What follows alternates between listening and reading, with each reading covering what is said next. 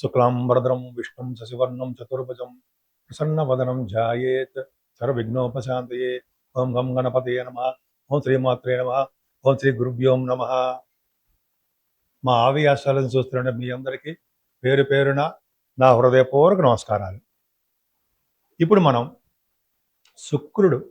శుక్రగ్రహం మీనరాశి నుండి, అంటే ఎగ్జాల్టేషన్లో ఉన్నటువంటి మీనరాశిలో ఉన్నాడు.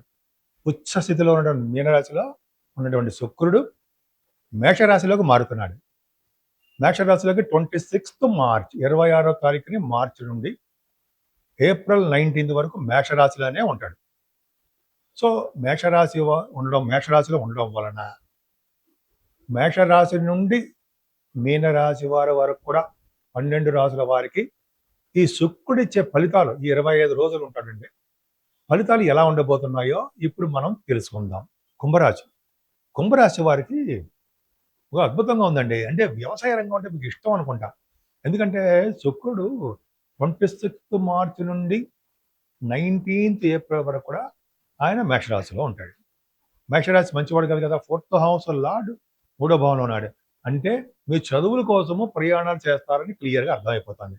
అంటే షార్ట్ జర్నీస్ ఎక్కువ చేస్తారు. దగ్గర ప్రాంత ప్రయాణాలు చదువు రీత్యా, మీ తల్లి గారిని చూడడం రీత్యా, మీ పొలాలు అవి చూసుకోవడం రీత్యా, మీ ఇళ్ళుని వాటిని చూసుకోవడం రీత్యా, అలాగే మీ తోబుట్టువులను కూడా చూడడం రీత్యా మీరు ప్రయాణాలు చేస్తారు. ఆ సంతోషకర ప్రయాణాలు ఉన్నాయి. అవి అద్భుతం. అది మీకు ఒక రాజయోగాన్ని కూడా ఇస్తాడండి ఆయన.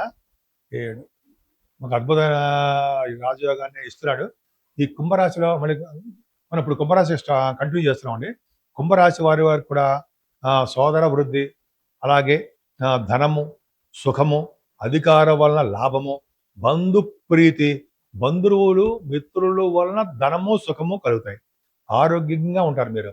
ధనాభివృద్ధి, ధాన్యాభివృద్ధి కలుగుతుంటుంది. కీర్తి, అధికారం వలన గౌరవము లభిస్తుంది.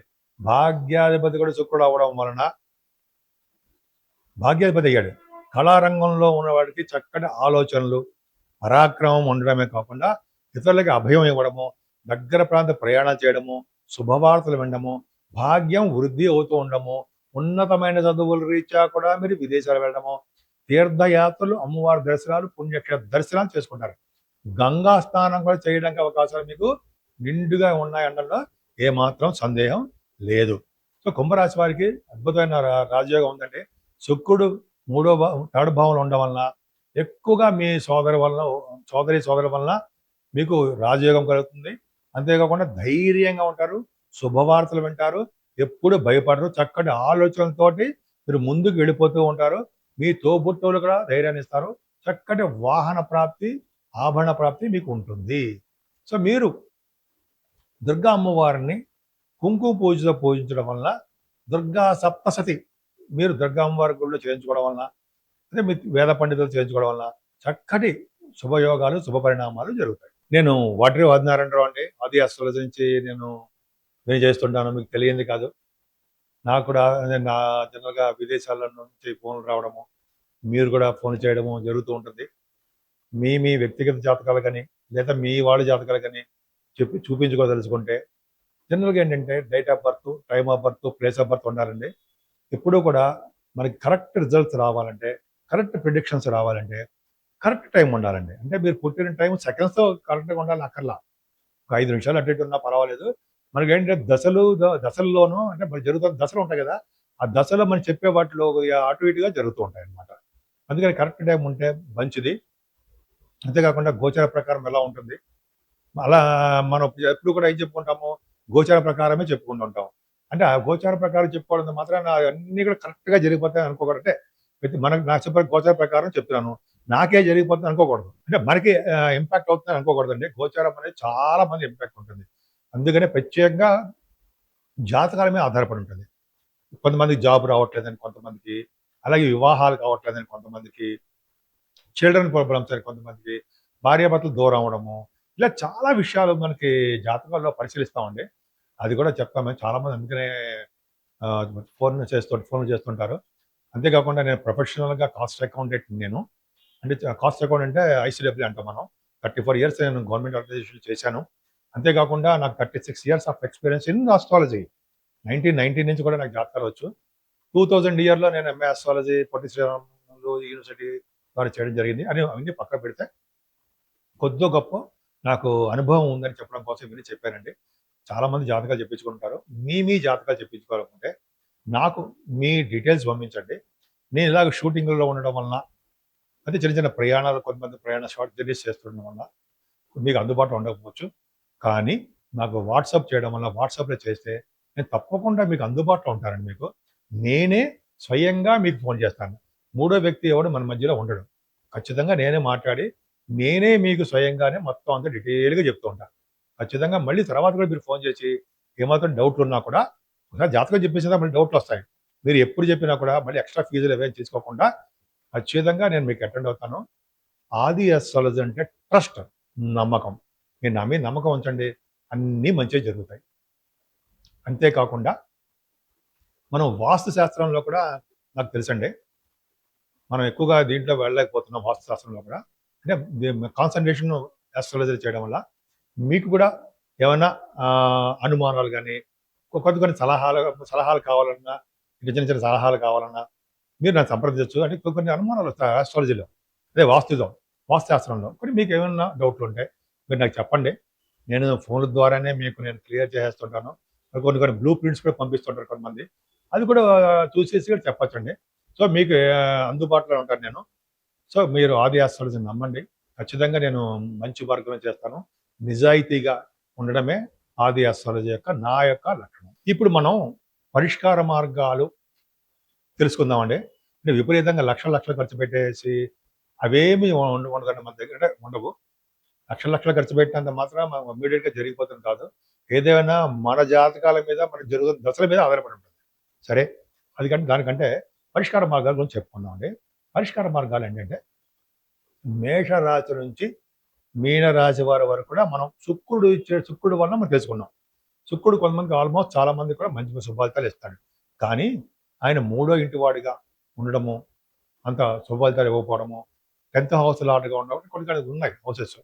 11వ ఇంటి వాడిగా మంచి ఫలితాలు ఇవ్వలేకపోవడము, 12th హౌస్ లార్డ్‌గా కొన్ని రాశుల వారికి మంచి ఫలితాలు ఇవ్వడు. కానీ శుక్రుడు మేషరాశిలో ఉండడం వల్ల కొంతమందికి మంచి చేయడము, కొంతమందికి శుభ ఫలితాలు ఇవ్వలేకపోవడం జరుగుతుంది.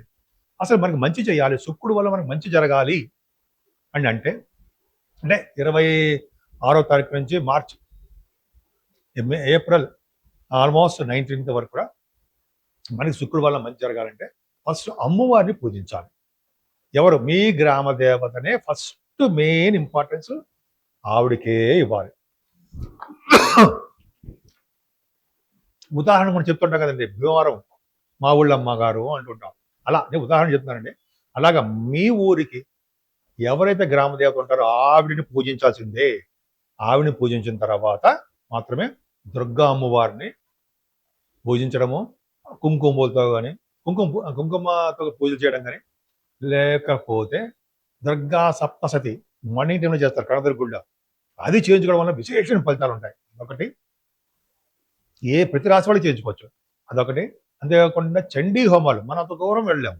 మన ఊళ్ళోనే ఎక్కడో పౌర్ణమి పూట, అమావాస్య పూట కూడా చండీ హోమాలు జరుగుతుంటాయండి.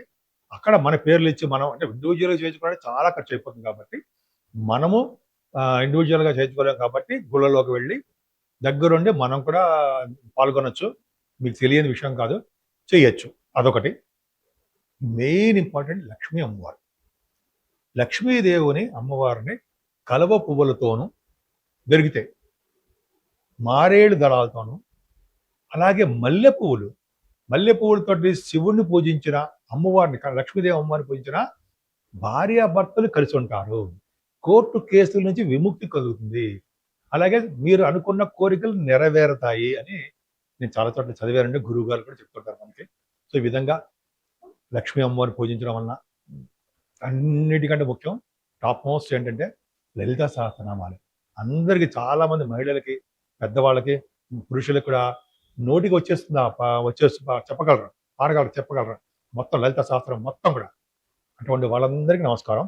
సో, వాళ్ళందరూ కూడా ఈ లలితా సహస్రనామాలు చేయడం వల్ల, అదే లలితా సహస్రనామంలోనే మనకు మూల మంత్రం కూడా ఉంది కదా, గురువుగారు మనకి ఉపదేశించారు కదా. అదేంటంటే ఓం ఐం హ్రీం, HREM, హ్రీం శ్రీం శ్రీమాత్రే నమ. ఓం హ్రీం శ్రీం ఓం ఐం హ్రీం శ్రీం శ్రీమాత్రే నమ. ఓం ఐం హ్రీం HREM హ్రీం శ్రీం శ్రీమాత్రే నమ. అమ్మా తల్లి అని మీరు వేడుకోండి. అన్ని రంగాల్లోనూ మీరు ముందంజలో ఉండబోతుందని నన్ను అడగండి, ఖచ్చితంగా ఉంటారు. అడగండి అంటే మీ జాతక ప్రకారం ఉంటుంది అనుకోండి. అంత అదృష్టాన్ని అమ్మవారు ప్రసాదిస్తారు రంగంలో, ఏమాత్రం సందేహం లేదండి. మీకు ఏమాత్రం అవకాశం ఉన్నా మీ గ్రామ దేవతని, దగ్గరలో ఉన్నటువంటి అమ్మవార్లని పూజించండి. సర్వ శుభాలు కలుగుతాయి. సో మీరందరూ కూడా ఐశ్వర్యవంతులుగాను, అదృష్టవంతులుగాను, సంపూర్ణమైన ఆరోగ్యవంతులుగా ఉండాలని ఉంటారని కూడా నేను మనస్ఫూర్తిగా కోరుకుంటున్నాను.